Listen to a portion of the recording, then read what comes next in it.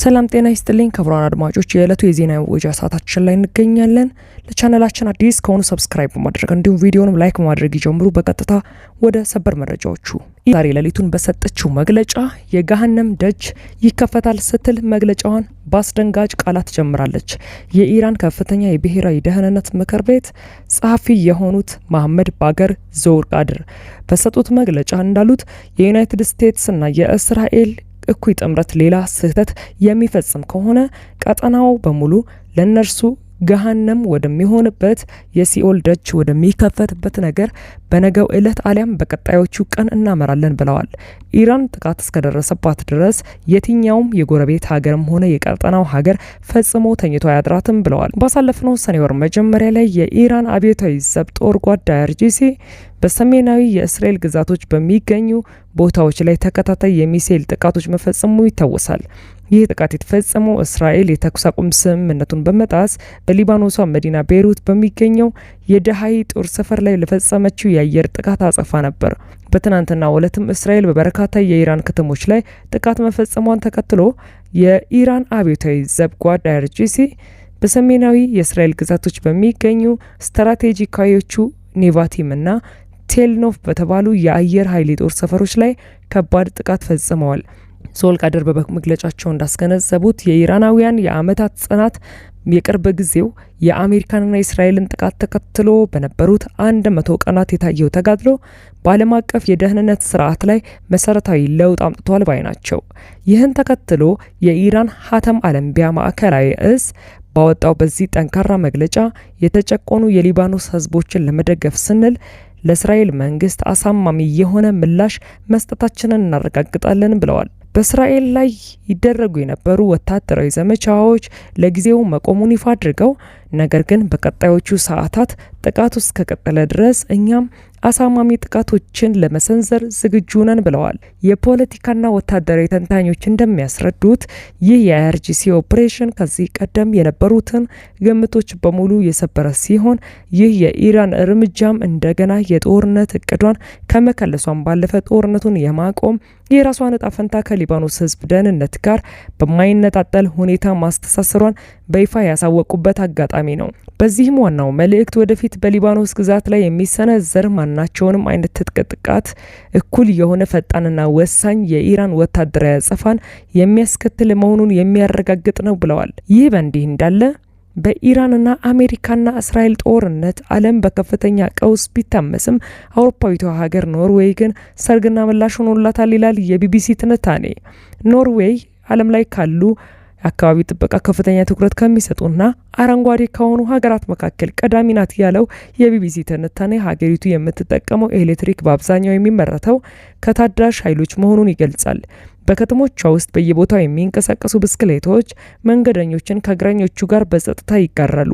በኖርዌይ መንገዶች ላይ ከሚታዩ 10 አዳዲስ መኪናዎች 9ኙ በኤሌክትሪክ ኃይል የሚሰሩ ናቸው። ከ35 ዓመታት በፊት ኩባንያዎች ለሚለቁት ለእያንዳንዱ ቶን በካይ ጋዝ የሚያስከፍለው የካርቦን ታክስ የጀመሩ የመጀመሪያዎቹ ሀገሮች መካከል አንዷ ናት ኖርዌይ። ሆኖም ኖርዌይ በሀገር ውስጥ ባትጠቀመውም ወደ ውጭ ለመላክ የነዳጅ ዘይትና ጋዝ ምርቷን በማሳደጓ ከፍተኛ መጠን ያለው ገንዘብ አስገኝቶላታል ይላል ዘገባው። እንደ እውነቱ ከሆነ የሚለው ቢቢሲ የሀገሪቱ የወደፊት እጣ ፈንታ የተሳሰረው ህዝቦቿ የማይጠቀሙበትን ነዳጅ በመሸጥ ከሚገኝ ገቢ ጋር በእጅጉ የተቆራኘ ነው። ኖርዌይ ሀገሯን ከአየር ብክለት ለማጽዳት ጉልህ እርምጃዎች እየወሰደች ለዓለም ገበያ ከፍተኛ የሆነ ነዳጅ ማቅረቧ ባለሙያዎች የኖርዌይ ከፍተኛ ፖለቲካና ማህበራዊ ክንክርን አስነስቶ ቆይቷል።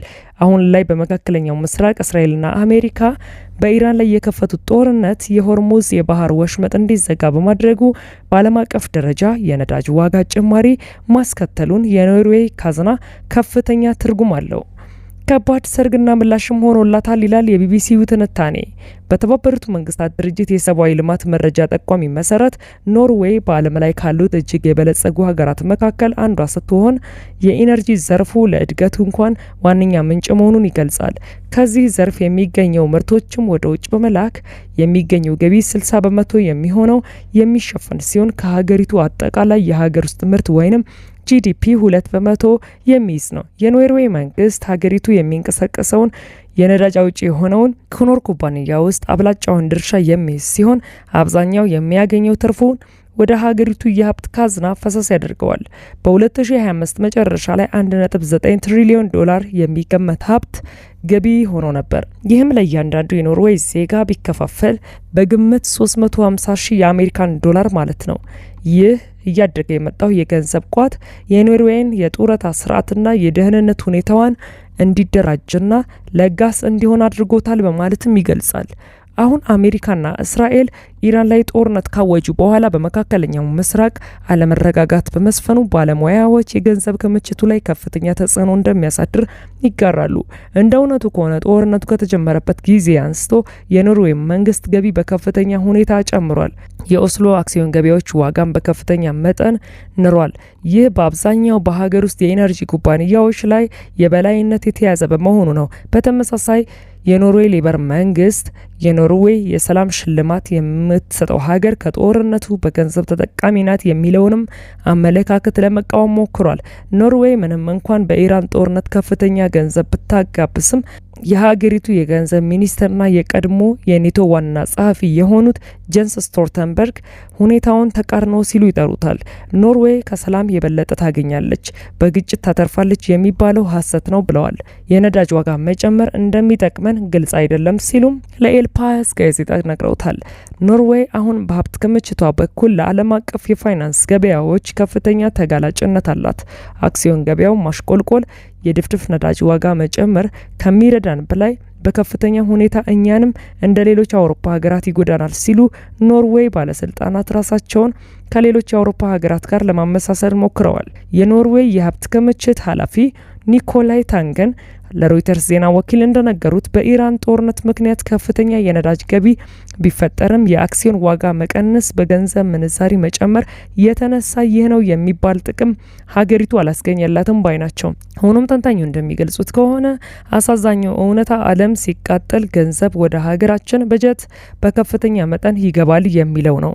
ይህ መዋዠቅ በ2022 ሩሲያ ዩክሬንን ስትወር ሩሲያ ወደ አውሮፓ የምትልከው ኢነርጂ በከፍተኛ ሁኔታ በማገዷ የተነሳ ተስተውሏልም ብለዋል። ከዚያ ጊዜ ጀምሮ ኖርዌይ በአውሮፓ ውስጥ ቁልፍ የነዳጅና የጋዝ አቅራቢ ሆና ብቅ ብላለች። ኖርዌይ በአውሮፓ ትልቁ ጋዝ አቅራቢና የምዕራብ አውሮፓ ትልቁ ድፍድፍ ዘይት አምራች መሆኗም ተገልጿል። ዛሬ አውሮፓ የሚጠቀመው ጋዝ 30 በመቶና 15 በመቶ የሚሆነው የነዳጅ ዘይትን እናቀርባለን። በዚያም 90 በመቶ የሚሆነውን የወጪ ምርታችንን እንልካለን ሲሉም የኖርዌይን የፋይናንስ ተንታኝ የሆኑት ቲና ሳልቬንት ለቢቢሲ ስለ ሁኔታው ነግረውታል። ይሁን እንጂ የኢራን ጦርነትና በመካከለኛው ምስራቅ የተከሰተው አለመረጋጋት ኖርዌይን በሌሎች በርካታ መንገዶችም ጎድተዋታል ሲሉ መጥፎ ጎኑን ያብራራሉ። ቀዳሚው የኖርዌይ ኃላፊነቶች ላይ የቀሰቀሰው ሰፊ ክርክር ነው ብለዋል።